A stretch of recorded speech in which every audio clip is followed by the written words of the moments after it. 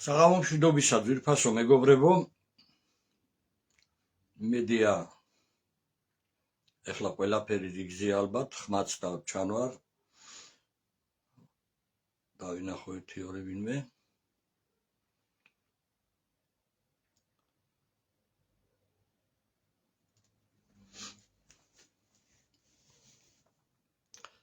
ელი ინტერნეტს მიჩვენებს, თუმცა არ ვიცი რატომ.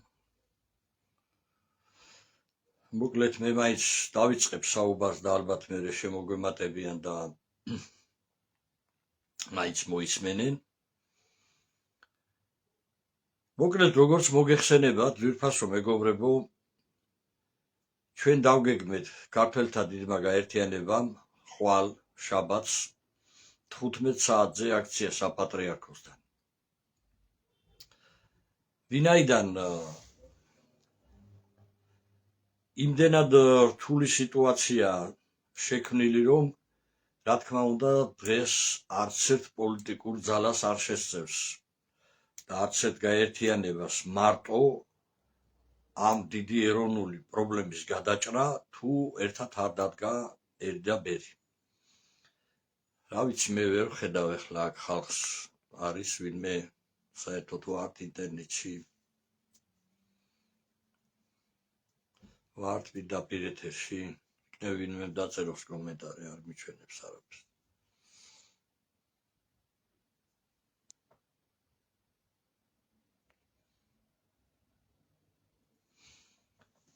ხო, აი ანზორ ბოლქვაძე მოგესალმებით, ანზორ ისმის ხო, დამიწერეთ ერთი, აბა თუ ისმის ნორმალურად და თუ ყველაფერი რიგზეა.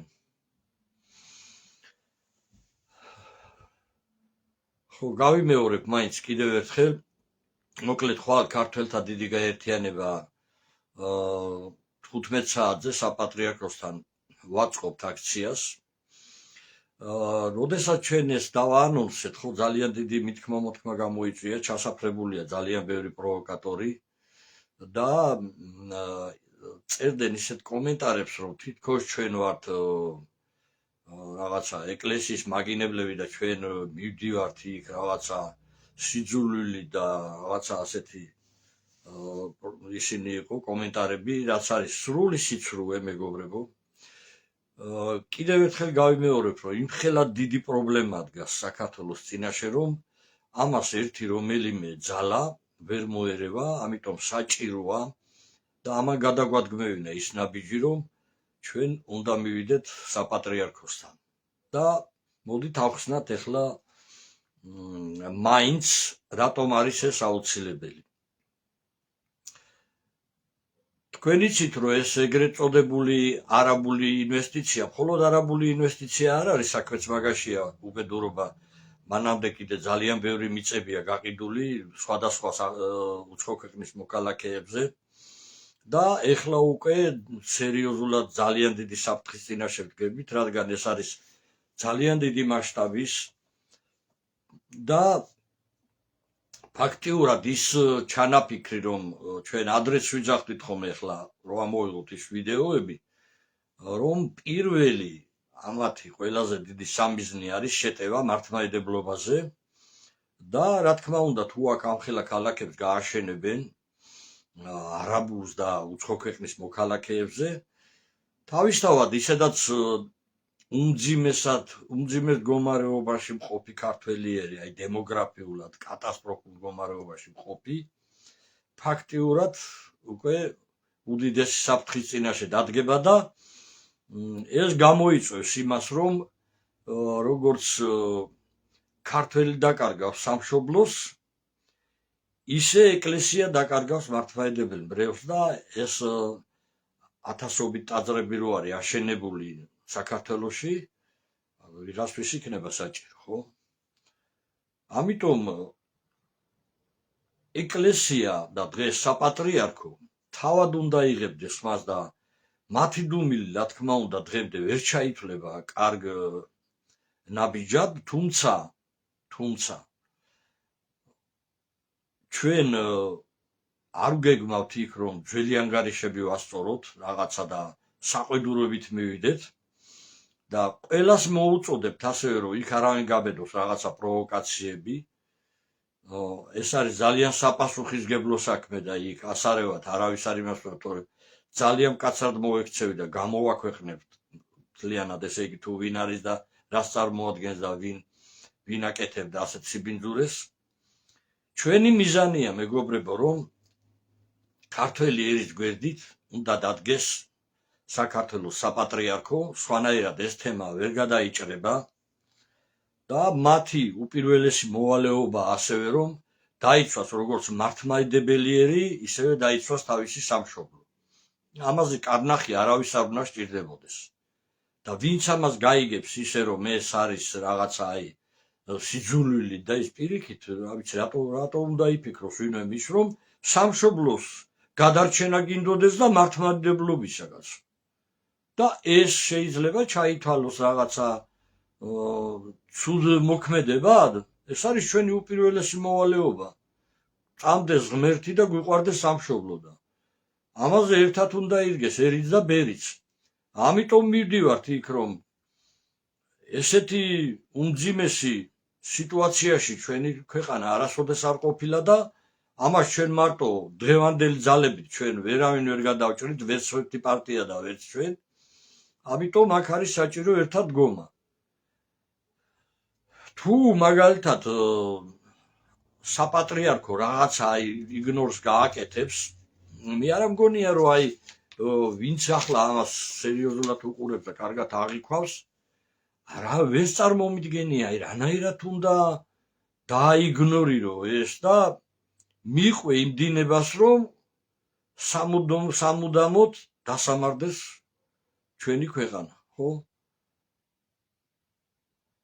ეხლა ამას რა მოყვება შემდგომში, უბრალოდ მე ესე წარმომიდგენია. თუ საპატრიარქო იგნორს გაუკეთებს ამ ჩვენ მისვლას ხვალ და არ მიიღებს ზომებს და არ დადგება ქართველი ერის გვერდით, მაშინ რა თქმა უნდა ამას მოყვება შემდეგ ქართველი პატრიოტების პროტესტი, როდესაც დაიწყება იქ ქალაქების შენებლობა და ამას მოყვება თავისთავად სისხლის გრა, იმიტომ რომ ახლა ჩვენ ვერ შევეგუებით აქ არაბული ქალაქების შენებლობას. მაგრამ თუ ვინდა რომ ჩვენ ეს უსისხლოდ დასრულდეს და შედეგიც დაიდოს და საერთოდ მომავალში მერე უკვე კანონითაც ესე იგი კანონში ჩაიწეროს რომ აბსოლუტურად უნდა აიკრძალოს უცხო ქვეყნის მოქალაქეებზე მიწების გაყიდვა, ამას მნიშვნელობა არ აქვს. სასოფლო-სამეურნეო, არასასოფლო-სამეურნეო იქნება თუ რაც გინდა იყოს, საერთოდ უცხო ქვეყნის მოქალაქეს უნდა აეკრძალოს აქ საკუთრების მიღება და გადაფორმება. ასევე უნდა აეკრძალოს ბინადრობის მოწმობების გაცემა და საერთოდ მორატორიუმიც უნდა გამოცხადეს ამაზე რაღაცა საკმაოდ დიდი ხნით, რომ ქართველი ერი ჯერ წელში გაიშალოს დემოგრაფიულად. რადგან უკვე ჩვენ ვართ ძალიან დიდი საფრთხის წინაშე. კიდევ ერთხელ ვიმეორებ, მეგობრებო, ჩვენი მიზანი იქნება, ჩვენ მივმართავთ ხვალ საპატრიარქოს, მოიწვიონ წმინდა სინოდის კრება და მიიღონ კონკრეტული გადაწყვეტილება, რომელიც ეცნობება მთელ საქართველოს და ქართველ ხალხს. ჩვენ დაუდგებით გვერდით, თუ კი ისინი მიიღებენ ამ გადაწყვეტილებას, მთელი ქართველი დაუდგება გვერდით და რა თქმა უნდა გამარჯვებაც იქვე იქნება და ვეღარავინ გაბედავს მერე ესე გადაუაროს ქვეყანას და გაყიდოს მთლიანად. თქვენ ნახეთ ალბათ ჩვენ რომ გამოფენა გქონდა, ეგ იყო ზღვაში წვეთი, ნახევარზე მეტი, კინაღამ 70% რომ გადახედოთ, გაყიდულია საქართველოს ტერიტორიაზე უცხო ქვეყნის მოქალაქეებზე ქართული მიწები. ეს არის კატასტროფა, ეს საშინელება და ეს სულ რაღაცა 73 წლიანმა მმართველობამ გააკეთა, მეგობრებო, ამ მოღალატე გამყიდველმა რეჟიმმა, რომელიც დაგვისვეს მრავალჯერ გარედან და ესე აქ დაწყობილი ყველაფერი, რომ არჩევნებს არქმევენ 4 წელიწადში ერთხელ და ყველაზე მეტად ვინც ძულს და ქართველებს თვლიან, სწორედ ისინი არიან ხელისუფლებაში, მევახშეები, გამყიდველები, ვაჭრები, დეზერტირები.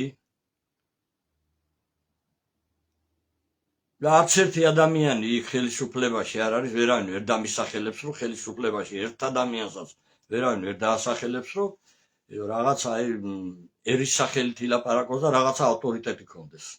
შეხედეთ, ვინც ქართულ ხალხს ასახლებდნენ, ვინც მარიხუანის პროპაგანდას ეწეოდა, ვინც დეზერტირობას ეწეოდა, ვინც რა ვიცი ახლა საქართველოს ბიუჯეტი კი არა, ქვეყნის ბიუჯეტი კი არა, რაღაცა ოფშია კი აქვს და გარჩევები აქვს და გუდული ისინი აქვს, რა ვიცი მე და ინაწილებენ იმას.